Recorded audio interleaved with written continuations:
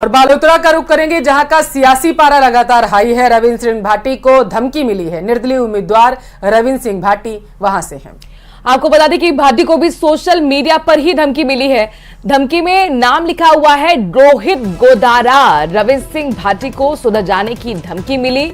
तो बड़ी खबर अपने दर्शकों को बता रहे हैं। आपने देखा कि हरीश चौधरी को भी धमकी मिली सोशल मीडिया के जरिए, और अब खबर रविंद्र सिंह भाटी को भी लेकर मिल रही है। बालोतरा से खबर है कि रविंद्र सिंह भाटी को, जो कि निर्दलीय उम्मीदवार हैं, सोशल मीडिया पर धमकी मिली।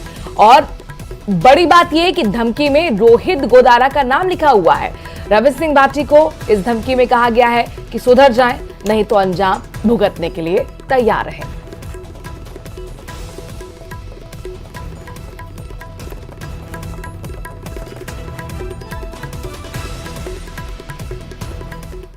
वहीं सिरोही में गुजरात एटीएस की टीम और जोधपुर एनसीबी की टीम ने संयुक्त रूप से कार्रवाई को अंजाम दिया है। टीम ने एमडीएम ड्रग्स बनाने की एक फैक्ट्री पर छापेमारी की और इस दौरान बताया जा रहा है कि टीम ने 50 करोड़ की ड्रग्स के साथ 2 आरोपियों को हिरासत में लिया। यह फैक्ट्री लंबे समय से चल रही थी। ड्रग्स गुजरात और राजस्थान के शहरों में सप्लाई किया जाता था और इससे तस्करी में आपको बता दें कि कई लोग जुड़े होने की आशंका भी है। इस कार्रवाई के बाद भी अब जांच में कई चौंकाने वाले खुलासे हो सकते हैं।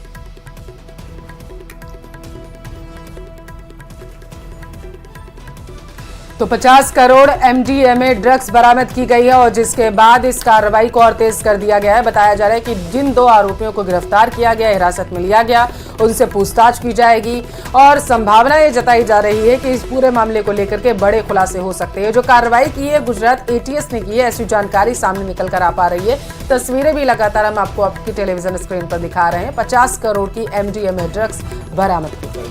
गुजरात एटीएस और एनसीबी जोधपुर ने ये बड़ा पर्दाफाश किया, बड़ी कार्रवाई की और माना जा रहा है कि पूछताछ के साथ अब और भी बड़े खुलासे हो सकते हैं। इस मामले में 2 आरोपियों की गिरफ्तारी हुई है। जो ड्रग्स बरामद की गई है उसकी कीमत 50 करोड़ के लगभग बताई जा रही है। ये वही लैब जहां से ड्रग्स बरामद हुई।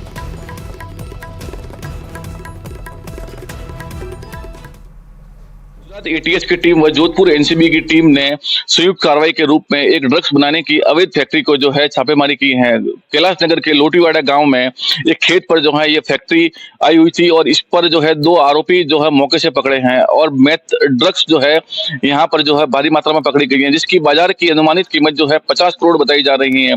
मौके से 2 आरोपियों को डिटेन किया गया है और इनसे जो आगे जिस प्रकार जो सप्लाई की जा रही थी उसको लेकर जो है कई जांच अभी की जा रही है। ये कार्रवाई के बाद में पूरे शहर में हलचल जो मच चुकी है। लेकिन इस मामले में आपको बता दें कि यह जो ड्रग्स सप्लायर जो है यहाँ राजस्थान व गुजरात के कई जिलों में जाकर जो इसकी सप्लाई को अंजाम देते थे, लेकिन इसका सरगना अभी भी जो है पकड़ में नहीं आया है। पुलिस जगह जगह अभी दबिश दे रही है और एटीएस की कार्रवाई के बाद में पुलिस महकमा भी जो है अलर्ट मोड पर दिखता हुआ नजर आ रहा है। कैमरा पर्सन के साथ में न्यूज 18 के लिए प्रतीक सोलंकी, सिरोही, राजस्थान।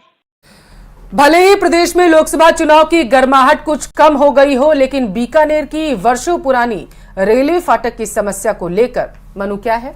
एक बार फिर कांग्रेस और बीजेपी में सियासी बवाल मच गया है। दरअसल ये किस तरह की रिपोर्ट है, इसमें क्या बवाल की वजह रही, ये जरा देखिए। रेल फाटक बंद होते ही थम जाता है शहर।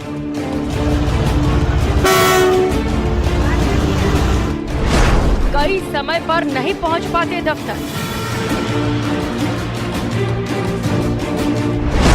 तो किसी की परीक्षा जाती है छूट। एम्बुलेंस में सांसों की डोर जाती है टूट। 4 दशक से हो रहा इंतजार, बीकानेर की सुध लो सरकार।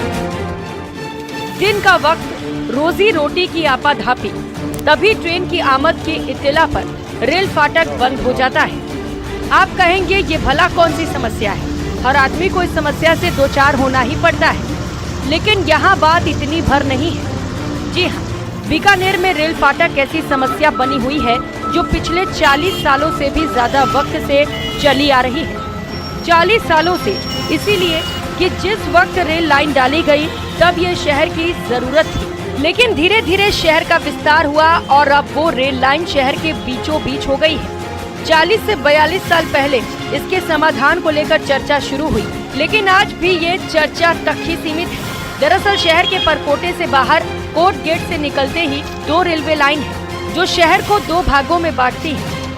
दिन में करीब 56 बार रेलवे फाटक कभी मालगाड़ी तो कभी रेलगाड़ी गुजरने के चलते बंद होता है, जिससे शहर 2 भागों में बंटकर रुक सा जाता है। ये कई वर्षों से चली आ रही है समस्या, जिससे काफ़ी लोगों को परेशानी हो रही है। तो आगे मतलब किसी भी सरकार का आना हो, चाहे वो कांग्रेस हो चाहे बीजेपी हो, हमें लाभ होना चाहिए और समस्या का जल्द से जल्द समाधान होना चाहिए। दरअसल कोटगेट TM रोड बीकानेर का प्रमुख व्यावसायिक केंद्र है। शहर के प्रमुख बाजार के रूप में बीकानेर का ये 1 किलोमीटर क्षेत्र खरीदारी का केंद्र है। शहर के अंदरूनी क्षेत्र से मुख्य बाजार होते हुए कलेक्ट्रेट सहित तमाम सरकारी कार्यालय इस फाटक को पार करने के बाद ही आते हैं। फाटक बंद होने से कभी बच्चे परीक्षा देने नहीं पहुंच पाते, कभी कर्मचारी समय पर दफ्तर नहीं पहुंच पाते और कभी कभी तो एम्बुलेंस भी फंस जाती है। भीड़ जो है परवशी हो गई है आम लोगों के लिए। इसका हल अब कोई निकलना चाहिए। जनता को कोई मतलब नहीं है, अंडरपास बने चाहे बाईपास बने चाहे ऊपर बने, इस फाटकों की समस्या से लोग निजात पाना चाहते हैं। इसको राजनीति से ऊपर उठ के आम जनता के लिए आवाज़ उठाने चाहिए नेताओं को, ताकि आम आदमी को राहत मिल सके। हर चुनाव में रेल फाटक मुद्दा रहता है। समस्या से निजात दिलाने के नाम पर वोट मांगे जाते हैं, लेकिन चुनाव निकलते ही नेता और पार्टियां इस मुद्दे को भूल जाती हैं। सत्ता गंवाने के बाद BD कल्ला एक बार फिर मुद्दे पर हमलावर है, लेकिन बीजेपी विधायक जेठानंद व्यास इसे गंभीरता से नहीं ले रहे। 4 महीने सरकार के आने के बाद इस पर कोई कार्रवाई नहीं हो रही है और कुछ लोग बिना अधिकार के अनधिकृत रूप से कहते हैं इसको ऐसा कर दो वैसा कर दो, एलिवेटेड रोड बनाओ, तो उसके लिए बजट तो दो। बिना बजट के कैसे बनेगा? सरकार बदली, मैं MLA बना तो बनते ही मैं इसको लेके कलेक्टर साहब से मिला, तत्काल जो कलेक्टर उनसे मिला।